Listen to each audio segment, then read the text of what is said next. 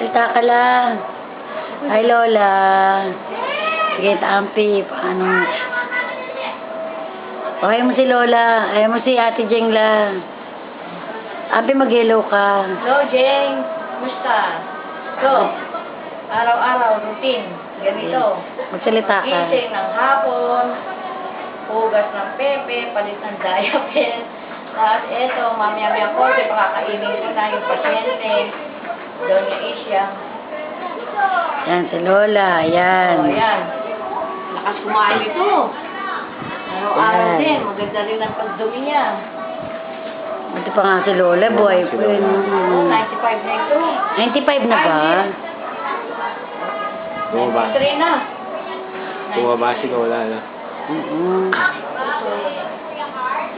Nagsasalita pa? Hindi. Ganun na. Nakakilala pa. Ha? Nakakilala. Oo naman, ako.